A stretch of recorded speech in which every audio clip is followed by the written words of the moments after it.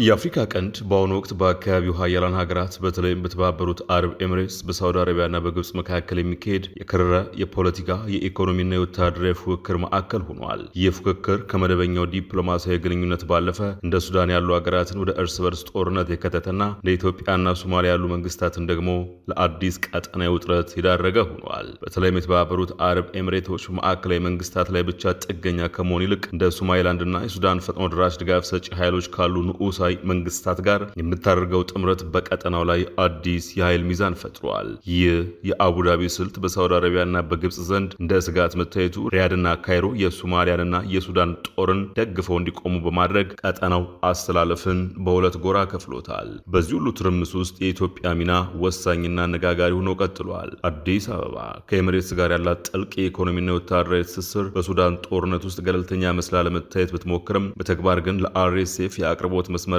መጠለያ እየሰጠች ነው የሚሉ መረጃዎች እየወጡ ይገኛሉ። ይህ ሁኔታ ኢትዮጵያን ከግብጽና ከሳውዲ አረቢያ ጋር ለበለጠ ግጭት ሊያጋልጣት የሚችል ሲሆን በታላቁ የህዳሴ ግድብና በባህር በር ፍላጎቷ ዙሪያ የሚደረጉ ድርድሮችንም ይበልጥ ውስብስብ ያደርጋቸዋል። ለተከታዮቹ ደቂቃዎች እነዚህን ነጥቦች እያፍታታን እንዘልቃለን።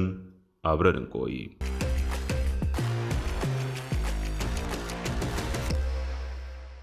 በሳውዲ አረቢያና በተባበሩት አረብ ኤምሬትስ መካከል ያለው ልዩነት ረቂቅ ከሆኑ አለመግባባቶች አልፎ ወደ ግልጽና ከፍተኛ ተጽዕኖ ወዳለው ፉክክር ተሸጋግሯል። ይህ ልዩነት በደቡብ የመን ላይ በተጀመረው የውክልና ጦርነት ቢነሳም አሁን ግን ትኩረቱን ወደ አፍሪካ ቀንድ አዙሯል። ምንም እንኳን ልዩነቶቻቸውን ለማጠብ የሚደረጉ ጥረቶች በቅርቡ ወደ ሰላማዊ ስምምነት የሚያመሩ ቢመስሉም በመሰረታዊ ጉዳዮች ላይ ያላቸው ውድድር ግን በቀላሉ የሚቆም አይመስልም። በቀጠናው ውስጥ ሁለቱም ሀገሮች የሚጋሯቸው በርካታ ጥቅሞች አሉ ሲሉም የቀድሞ በአሜሪካ የውጭ ጉዳይ ሚኒስቴርና በብሔራዊ ደህንነት ምክር ቤት ውስጥ ያገለገሉት ካሜሮን ሆድሰን ለኒው አረብ ተናግረዋል። ጥያቄው በተለይ ከደህንነትና ከፖለቲካዊ መረጋጋት አንጻር በቀጠናው ላይ የበለጠ ትብብርና ቅንጅት ያለው አካሄድ ለመፍጠር በእነዚህ የጋራ ጥቅሞች ላይ ማተኮር ይችላሉ ወይ የሚለው ነው። ይህ እስካሁን ግልጽ አይደለም። በአፍሪካ ቀንድ ያለው የሳውዲና የኤምሬትስ ፉክክር የሚመነጨው ከመሰረታዊ የስትራቴጂካዊ ራዕይ ልዩነት ሳይሆን ይህም ከየመን ተነስቶ አሁን እስከ ሱዳን፣ ሶማሊያና ኢትዮጵያና ሊቢያ ድረስ ዘልቋል። ከሁለቱም ሀገሮች መካከል አቡዳቢ በተለይ በወደቦች በአካባቢው የውክልና ኃይሎችና ከመንግስት በታች ባሉ አካላት አማካይነት በተለይም ቁልፍ በሆኑ የባህር መስመሮች ላይ ጥልቅ ተጽዕኖ መፍጠር ችላለች። እንደ አውሮፓውያን አቆጣጠር በ2016 የወደብ አልሚ ድርጅቱ ዲፒ ወርልድ በሶማሊላንድ በሚገኘው የበርበራ ወደብና በፑንትላንድ ቦሳሶ ላይ ወደ $442 ሚሊዮን የሚጠጋ ኢንቨስትመንት ማድረጉ ትልቅ ምርታ ተመዝግበዋል። ይሁን እንጂ የሶማሊላንድ አወዛጋቢ ሁኔታ እነዚህ ኢንቨስትመንቶች ከዚያን ጊዜ ጀምሮ በፖለቲካዊ መልኩ ስስ እንዲሆኑ አድርጓቸዋል። በተጨማሪም አቡዳቢ በ2018 የኢትዮጵያና የኤርትራን የሰላም ስምምነት በማሸማገሉም ከሁለቱም አገሮች ጋር ጠንካራ ግንኙነት መስርታለች። በኢትዮጵያ እንደ ግብርናና ማኑፋክቸሪንግ ባሉ ቁልፍ ዘርፎች ላይ ከፍተኛ መዋለ ንዋይ ያፈሰሰች ሲሆን በኤርትራ ደግሞ ወታደራዊ የጦር ሰፈር መመስረትን ጨምሮ ተሳትፏ በዋናነት በሎጂስቲክስ ላይ ያተኮረ ነበር። እነዚህ ትስስሮች ኤምሬትስ በቀጠናው ያላትን ተሰሚነት ያሳደጉ ሲሆን አቡዳቢ ለምዕራባውያን ሀገራት በዲፕሎማሲና በንግድ ረገድ ወሳኝ አማካይ ሆና እንድትወጣ አስችሏታል። ኒው አረብ ላይ የወጣው አዘታ በኤምሬትስ የሚደገፉ ወገኖች በሊቢያው ካሊፋ ሀፍታር፣ በሶማሊላንድ በኢትዮጵያ በኩልና በሱዳን ፈጥኖ ደራሽ ድጋፍ ሰጪ ኃይሎች አርኤስኤፍ መካከል ያለውን የፋይናንስ ትስስር ቅድሚያ ሰጥተውታል። ይህ ትብብር አቡዳቢ የተቆራኘ የወርቅ ንግድና ድንበር ተሻጋሪ የንግድ መረቦቿን ዘላቂ ለማድረግ ይረዳዋታል። የሱዳን ጦርነት የተባበሩት አረብ ኤምሬትስ ለፈጥኖ ደራሽ ድጋፍ ሰጪ ኃይሎች በምትሰጠው ድጋፍ ምክንያት በዓለም አቀፍ ደረጃ ከፍተኛ ትችትና ክትትል እንዲደረግባቸው አድርጓል። አቡዳቢ ይህን ቡድን የወርቅ ኢንቨስትመንቷን እንደሚያስከብርላት ዋስትና ብቻ ሳይሆን ስጋት የሚፈጥሩባትን እስላማዊ ኃይሎችን ለመመከት እንደ ሚዛን መጠበቂያ ትመለከተዋለች።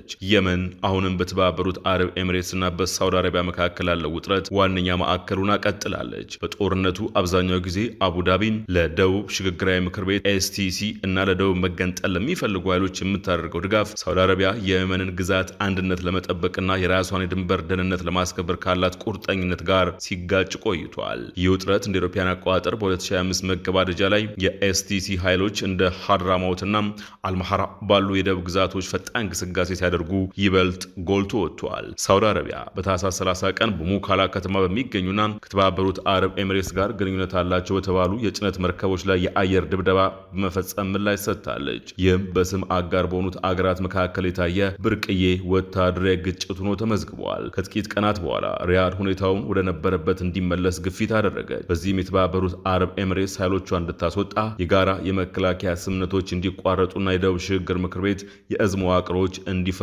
ጠየቀች። በሳውዲ የሚደገፉ ኃይሎች በቁልፍ አካባቢዎች ላይ ያላቸውን የበላይነት መልሰው ለማረጋገጥ ሲንቀሳቀሱ፣ የተባበሩት አረብ ኤምሬትስ ደግሞ ቀጥተኛ ግጭትን ለማስወገድ ጥረት አድርጋለች።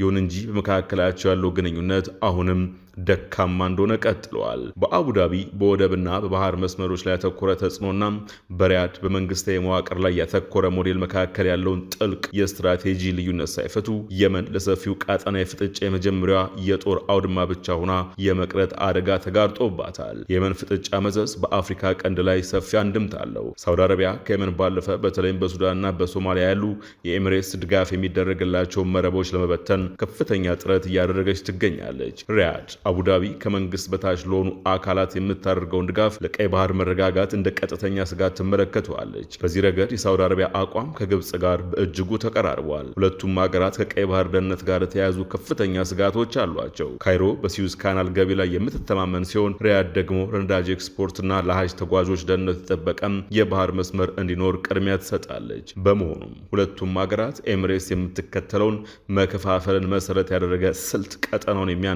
እንደሆነ ያምናሉ። የተባበሩት አረብ ኤሚሬትስ በተለይም በበርበራ ወደብ በኩል ከሶማሊላንድ ጋር ጠንካራ የኢኮኖሚ ትስስር አላት። ሳውዲ አረቢያና ግብጽ ግን የሶማሊያን የግዛት አንድነት ይደግፋሉ። እነዚህ በሶማሊያና ሶማሊላንድ ጉዳይ ላይ ያላቸው ልዩነቶች በተባበሩት አረብ ኤሚሬትስና በሳውዲ አረቢያ ግብጽ መካከል ያለውን ውጥረት ማባባሱ አይቀሬ ነው ሲሉ በኢትዮጵያ የቀድሞ የአሜሪካ አምባሳደርና በጆርጅ ዋሽንግተን ዩኒቨርሲቲ ረዳት ፕሮፌሰሩ ዴቪድ ሺን ተናግረዋል።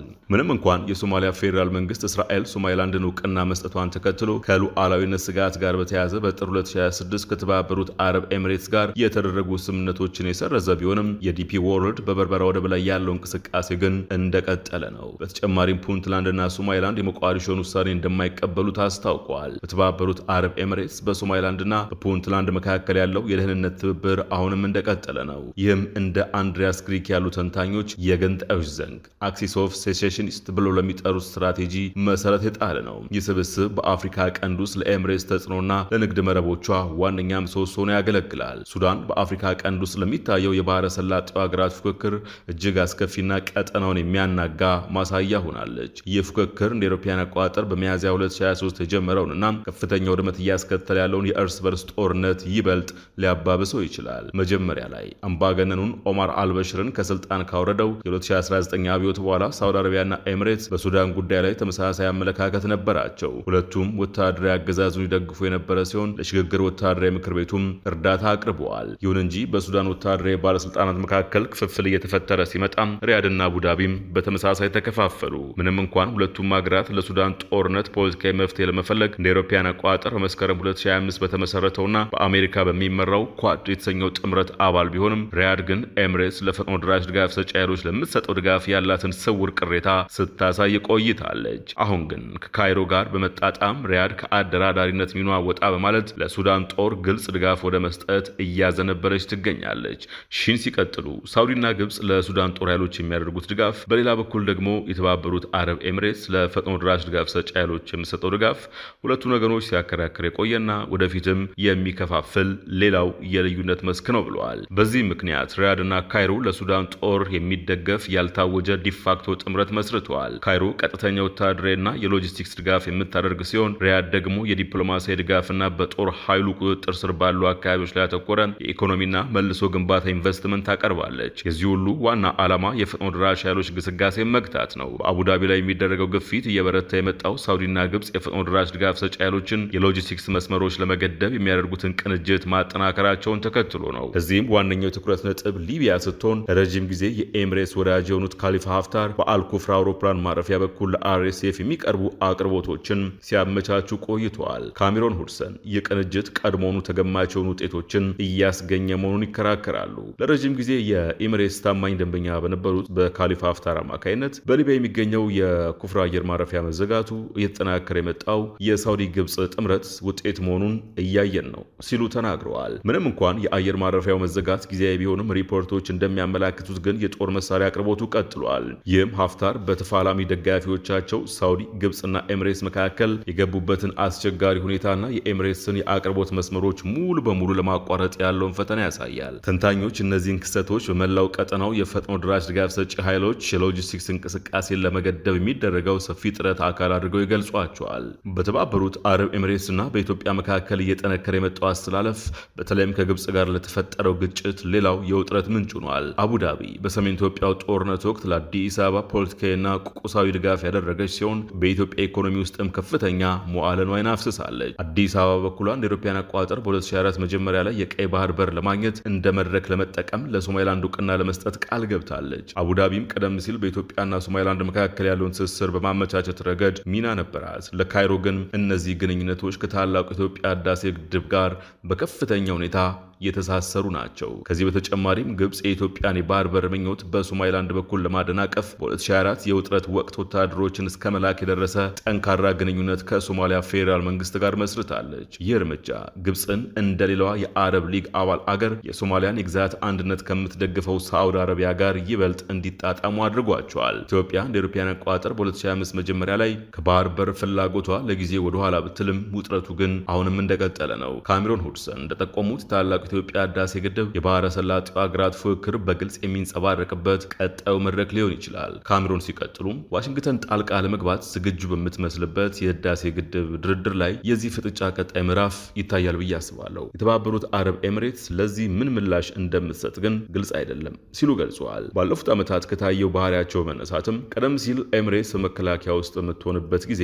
አቋሟን በማጠናከር ተዋግታ የመውጣት ዝንባሌ ያላት ሲሉ አክለዋል። በቅርብ ጊዜ ውስጥ የመንግስታት መፈራረስ፣ የውክልና ጦርነትና የቀይ ባህር ደህንነትን በተመለከተ ባላቸው የጋራ ስጋት የተነሳ ጥልቀት ያለው የሳውዲ ግብፅ አሰላለፍ የመፈጠሩ ድል ከፍተኛ ይመስላል። እንደ አውሮፓውያን አቆጣጠር በ2026 መጀመሪያ ላይ የታዩት ክስተቶች የሳውዲ ግብፅ ሶማሊያ ትብብር ከንግግር ባለፈ ወደ ተግባራዊ ወታደራዊ ግንባር እየተቀየረ መሆኑን ያመላክታሉ። ሪያድ አቡዳቢን ያገለለ ልዩ የጥምረት ጎራ ለመፍጠር የምታደርገው ጥረት በቀጠናው አዲስ የኃይል ሚዛን እየፈጠረ ነው። ደካማና አለመረጋጋት በነገሰባቸው ሀገራት ውስጥ እንዲያለው የውጭ ኃይሎች ፍጥጫም እጅግ አደገኛ የሆኑ አደጋዎችን ይዞ ይመጣል። ካሜሮን ሁድሰን ሲያስጠነቅቁ እነዚህ ሀገራት ፉክክር ውጤት እንደ ሱዳን ያሉ ተጨማሪ የእርስ በርስ ጦርነቶችን አልፎ ተርፎ መላውን ቀጠና ሊያጥለቀልቅ የሚችል በአገራት መካከል የሚደረግ ቀጥተኛ ጦርነትን ሊያስከትል ይችላል ብለዋል። አምባገነኑ ሺንም ተመሳሳይ ጨለማ አዘል ግምገማን አቅርበዋል።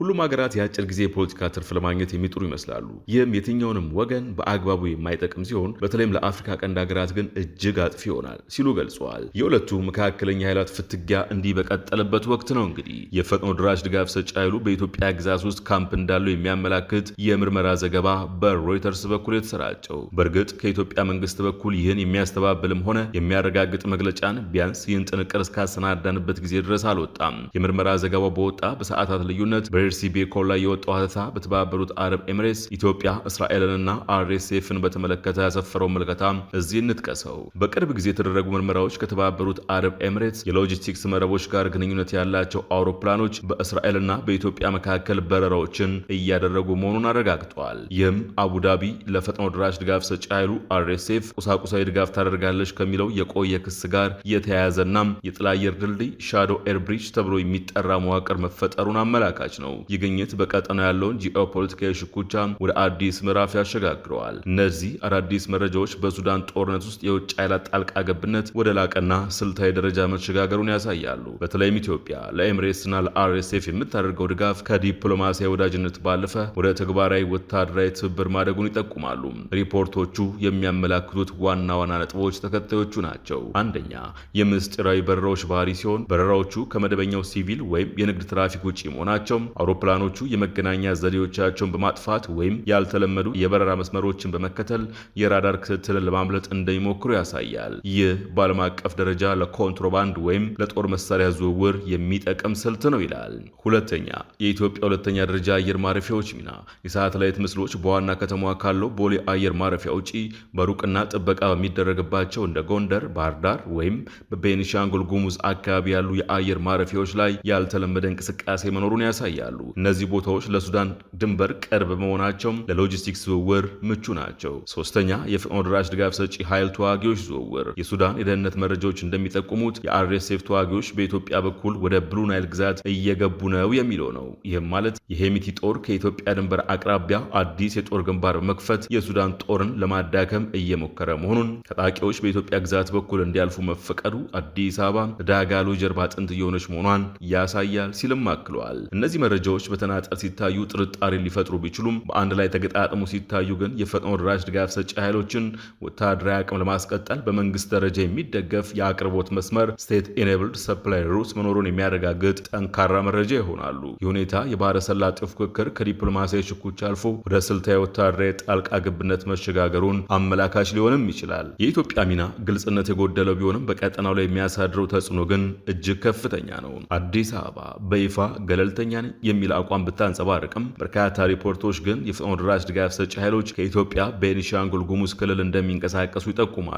ይህ አካባቢ ከሱዳን ብሉ ናይል ግዛት ጋር የሚዋሰን ስልታዊ ኮሪደር ነው። ለሱዳን ጦር ቅርበት ያላቸው ምንጮች እንደሚገልጹት የአርኤስኤፍ ክፍሎች ድንበር ተሻጋሪ ጥቃቶችን ከመሰንዘራቸው በፊት በዚህ የኢትዮጵያ ግዛት ውስጥ ሲንቀሳቀሱ ይስተዋላሉ። ይህ መረጃ በበቂ ሁኔታ ከተረጋገጠም መንግስትም ካላስተባበለው ኢትዮጵያ ድንበሯን መቆጣጠር መሳኗን ብቻ ሳይሆን በተባበሩት መንግስታት ድርጅትና በሰብአዊ መብቶች ተሟጋቾች ድርጅቶች በዘር ማጽዳት፣ በጅምላ ግድያና በስርዓታዊ ጾታዊ ጥቃት ለሚከሰስ የውጭ ሀገር አማጺ ኃይል ወታደራዊ ድጋፍና መጠለያ የሰጠች መሆኗን ማሳያ ተደርጎ ሊወሰድ እንደሚችል ተዘግቧል። ይህ አቋም የኢትዮጵያን ወቅታዊ የውስጥ ሁኔታ ከግምት ውስጥ ሲያስገቡት ነገሩን ይበልጥ አደገኛ ያደርገዋል። ኢትዮጵያ ገና ያልተፈቱ የውስጥ ግጭቶች፣ ከፍተኛ የኑሮ ውድነት፣ ሱዳን ከ5 ዓመታት በፊት ወራ የያዘችው የኢትዮጵያ ግዛት፣ እነዚህ ሁሉ ባሉበት ሁናቴ በሱዳን ውስጥ መገኘቷ የሀገር ውስጥ ግጭቶችን ቀጠናዊ ሊያደርገው ይችላል። በተጨማሪም ከመንግስታዊ መዋቅር ውጭ ያሉ የታጠቁ ኃይሎችን እንደ ውጭ ጉዳይ ፖሊሲ መሳሪያነት የመጠቀም ልማድን መደበኛ ወይም